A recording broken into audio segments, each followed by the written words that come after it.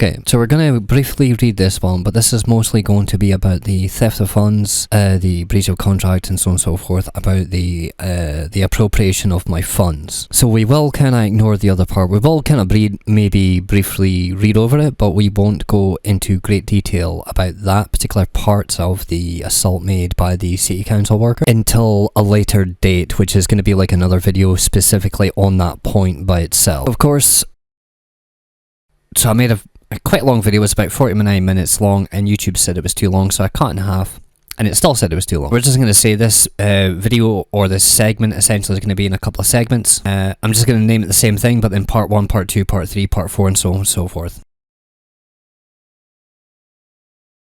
This is from the customer feedback team, Business Hub 16, and then this is their response. Obviously, as like I said before, I've got some parts redacted, i.e. my name, and then the person's name, whoever's responding. Same with the local councillors and the MPs. Okay, so let's get into it. Thank you for your complaint on the 27th of November 2024 regarding a request for a refund and the contact of gas collar engineer. We sincerely apologise for the delay in responding to your complaint. Now, when they say delay about replying to my complaint, it is because I requested several times for my complaint to be from stage 1 to stage 2, and for about 2 months they completely ignored this request, which is against the complaints procedure for Aberdeen City Council, which quite honestly we should actually bring up right now so we can actually take into account like each part as it comes across. Now, of course, when we've completed this video, we're gonna link the actual Aberdeen City Council complaints procedure, so you can actually read it in depth yourself if you wish to do so.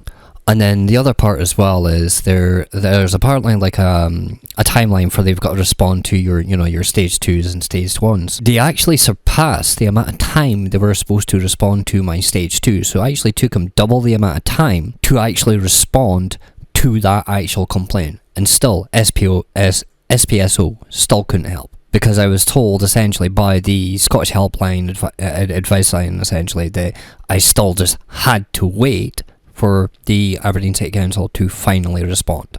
So you're essentially just left to their mercy, regardless of policy, regardless of law. You're just sitting there waiting, and they're having this expectation for you just to give up because you're tired, you can't deal with it anymore. So, stage 1, frontline response. We aim to respond to complaints as quickly as possible, when you first tell us about the issue. This is a load of crap because every time they ever respond to a response is when they've waited the allotted time for the extended period as far as possible they can actually get to. And then they'll exceed it past that, as I've stated a little bit before, whereas they exceeded the timeline for that response, and yet they sent me another email basically saying we have to extend this further. And each time whenever I've responded originally, they says, oh, we can't deal with this right now because it's very complicated, or this or that or whatever, and then extend the period. As I've said before, it's like regardless of policy, regardless of law or whatever, you're sitting out there, their mercy as such. Like, you have to just sit there and take it. And this is just like a huge expectation of you just to give up because you just don't care anymore because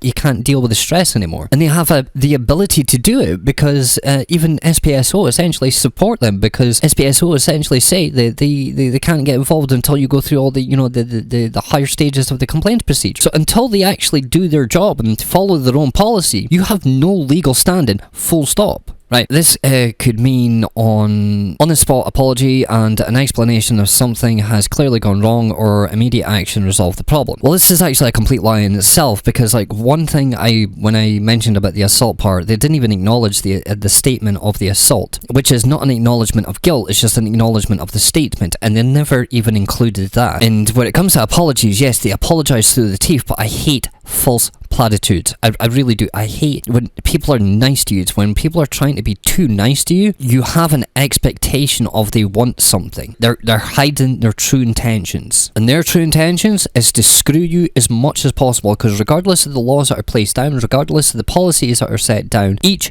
person is not equal by law. We are not considered freemen under the law, especially if you're just a normal commoner or normal working class person. Those laws don't mean jack to you when it concerns the police or when it concerns the government. You literally have zero rights unless you can afford to pay a lawyer for yourself and actually get professional help through the actual court system, which, as we all know, is virtually impossible, because to even get like one session in court, it's going to cost, if you actually go through with a lawyer, it's going to cost you at least $5,000. £200 just for one appearance. It's going to cost you an average of 100 to 200 just to speak to your lawyer for an hour. I've had a couple of discussions with a couple of lawyers that said they would easily take my case on if the police actually categorised it as a criminal offence for the assault for one thing, but they say for the civil part, it's like we're not even interested, because even if you could get legal aid, it is such a pain in the backside to actually go through, and for the amount that the council actually it took without the proper authority, it's not even worth the time to actually take it to court. It literally, mathematically,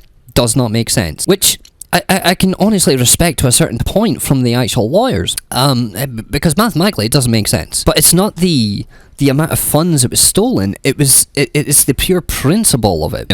We will give you our decision on stage 1 in 5 working days or less, unless there's an exceptional circumstances. Which basically means essentially what I just said there just beforehand, where it's like you are literally sitting at the palm of their hands. That you cannot do anything until they decide to do something. So you're screwed. There's no other ways to explain it. You are essentially waiting for them to take action. And like I said before as well, once again, especially for this like particular paragraph, which I've already kind of said already, SPSO won't get involved until it gets to the stage 2 part. So if they just decide to never ever take it to stage 2 and prolong the process as much as possible, as far as I've been told from every one of these institutions, I cannot take it to civil court unless Aberdeen City Council take it to the stage 2. Then I can take it to SPSO, and if I'm not happy with SPSO's response, then I can actually take it to court. But like I say, if they choose to not actually take it to stage 2, I have no legal recourse. None of us do. If you're not satisfied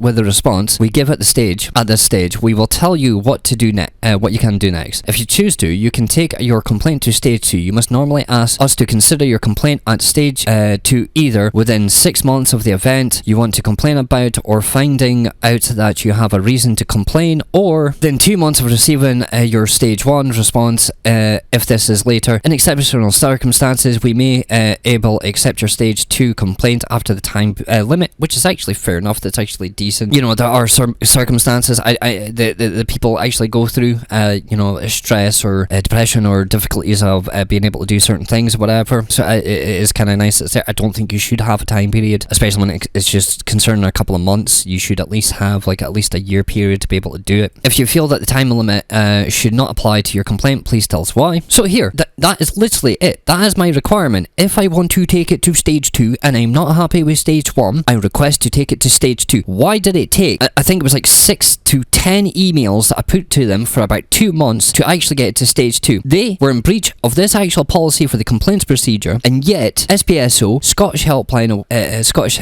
Advice Line or whatever it's called, state the same thing, that I have to wait for them to take it to stage 2. And like I say, they took inaction for several months and kept asking for information that was not even required within the actual complaints procedure.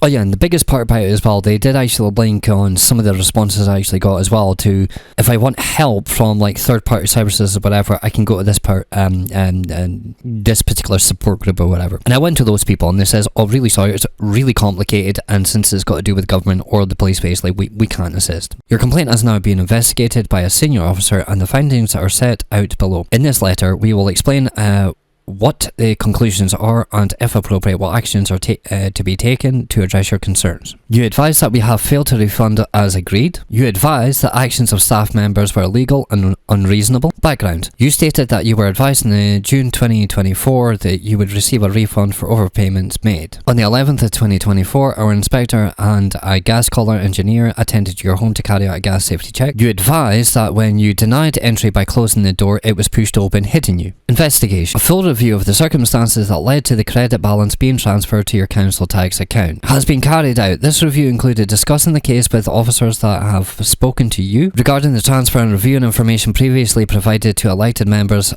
for inquiries you'd raised with them. Further to above, a full review of the circumstances surrounding the event on the 11th of 2024 have been carried out, including the statements from members of staff involved. Now, some parts actually do get very, very complicated at this point. Now, we will cover roughly like some of the things, because some of the things are going to be like a breach of contract, which this technically is, because I offered them a certain amount of money to pay for a council tax debt. Originally I actually thought it was I was paying for like a heating charge because of direct debit, but it was actually for one of my council tax debts I actually had at the time. So I agreed to pay for that particular council tax debt. And they agreed to take a certain amount of funds. Within that agreement, they did not stipulate that if I overpay, they can use that money for something else. Now, they did say within, the email, like I says before as well, is that they will check to see if I actually have debt, but there was no obligation on my part essentially to pay that extra money towards whatever council tax debt or whatever.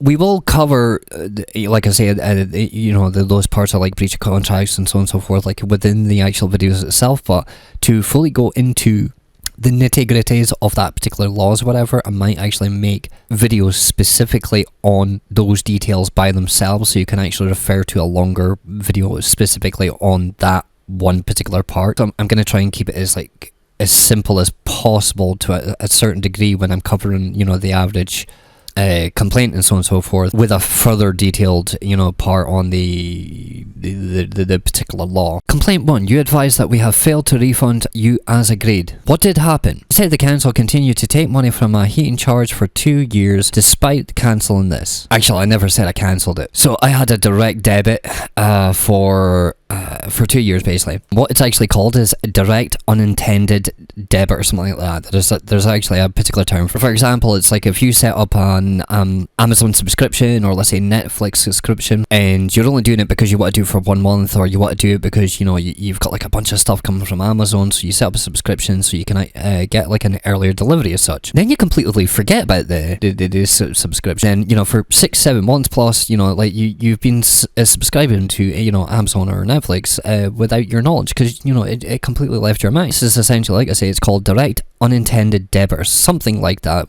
I do actually have documentation covering that part. Realistically, I should be covering now. And this is the reason why I found out, I've been paying for 2 years, because after I paid off all my debt, I was like, why am I still getting, payments towards Aberdeen City Council? It doesn't say, the particular reason why you're paying, the City Council when, it's for tax or for the heating charges or whatever. It just states City Council.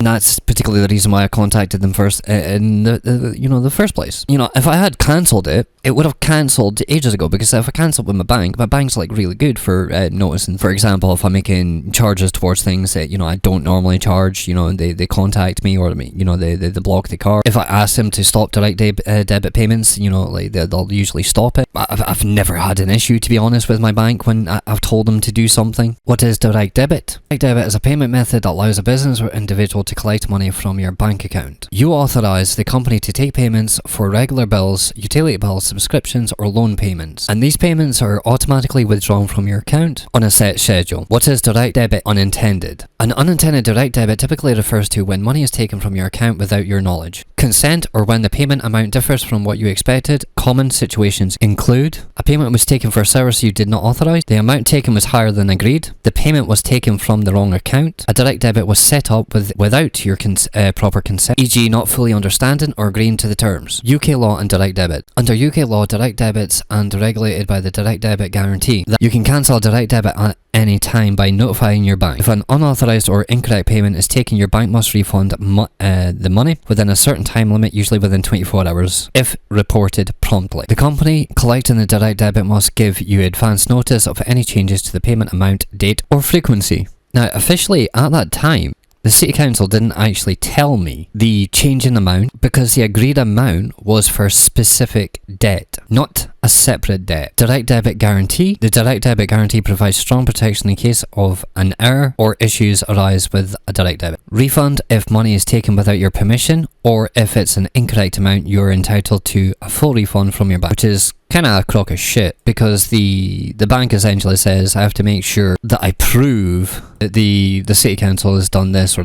that, and I have to essentially form a criminal charge as such with the police against the City Council for committing this theft, and also breach of contract. So until I do that, I can't actually refund the money. And also the City Council has also implied that if I essentially remove that money, cancel the direct debit, and then essentially have to pay them, and I could potentially get an extra charge for doing so. Or they can essentially take me to court, because they say it was a court action that led Scot and Co to do this. They're entitled to do this. So they're kind of implying that if I cancel my direct debit to that, for that unintended payment, I could essentially face court action because I'm breaching a court order as such. But within one other email, they also authorised me to cancel that direct debit and, cancel, essentially return that funds to myself. Notification: if you've been informed that your bank there are problems with the direct debit, for example, if your payment differs from the usual one, so you can cancel direct debit at any time by notifying your bank or company involved. If you do so, the company must stop collecting payments and your bank must respect cancellation.